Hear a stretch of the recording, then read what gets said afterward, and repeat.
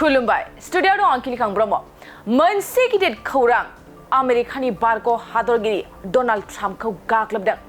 थारैनो आमेरिकानि बारग' हादरगिरि डनाल्ड ट्राम्पखौ गाग्लोबनाया आमेरिकानि राजखान्थियाव मोनसे सोमोनांथाव जाथाय लाना फैदों 13 जुलाइ एबा थांनाय सानाव पेनसिलभानियायाव बिसायख'थिनि मोनसे रेलियाव बिबुंथि होबाय थानायावनो गुलिनि बेरफ्रुसारनाय लोगोसे बे गुलि गावनायाव सासे नायगिरिया जिउ गोमायो आरो गुबुन सानैया गोब्राबै जोखोम जायो नंगौ थांनाय मैयानि सानाव आमेरिकानि बारग' हादरगिरि डनाल्ड ट्राम्पआ बाटलार सोहोराव मोनसे बिसायख'थिनि रेलियाव बिबुंथि होबाय थानाय समावनो बे गुलि गावनाय जाथाय जायो मिथिनो मोननाय बादिब्ला बे गुलि गावनायानो आमेरिकानि बारग' हादरगिरि डनाल्ड ट्राम्पनि खोमायाव गुलिया नांनानै थैजों लोमसावजादों बे जाथायावनो रैखाथि हान्जाया आमेरिकानि बारग' हादरगिरि डनाल्ड ट्राम्पखौ रैखा होयो बेनि उनाव रैखाथि हान्जाया डनाल्ड ट्राम्पखौ देहा फाहामसालियाव लाङो आरो बे समाव डक्टरा फोरमायनाय बादिब्ला आमेरिकानि बारग' हादरगिरि डनाल्ड ट्राम्पआ खैफोदनिफ्राय रैखा मोनबाय नंगौ आमेरिकानि बारग' हादरगिरि डनाल्ड ट्राम्प गाग्लोबनाया आमेरिकानि राजखान्थियाव मोनसे सोमोनांथाव जाथाय लाना फैदों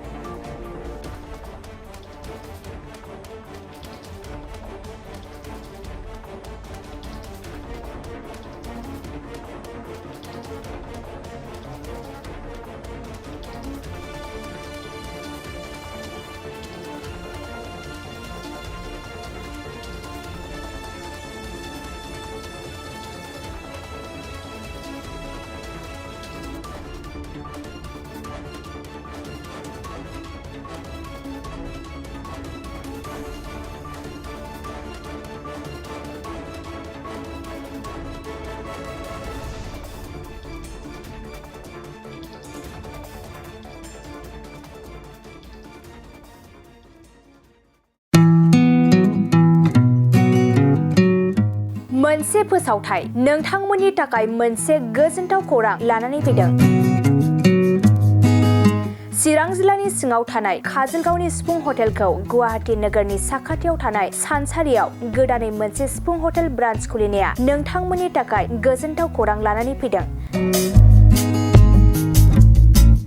नोंथाङाबो जुदि गुवाहाटीयाव थायोब्ला एबा गुवाहाटी नोगोराव दावबायहैनाय समाव बर'नि दोरोङारि ओंख्रिखौ जानो लुबैयोब्ला गुवाहाटी नोगोरनि साखाथियाव थानाय सानसारियाव गोदानै बेखेवनाय सिफुं हटेलाव थांनानै जाहैनो हागोन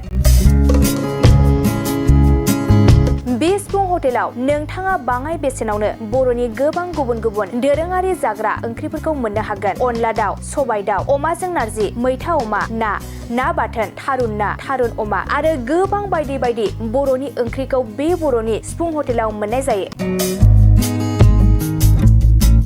सोरबाफोर जुदि बे सिफुं हटेलाव बर'नि संनाय खावनायखौ जानो थाखाय सिगांग्रो अर्डार हरनोब्ला नैबे 9864747796 9954772037 जामबुं नम्बराव कल खालामनानै बुकिं खालामहरनो हागोन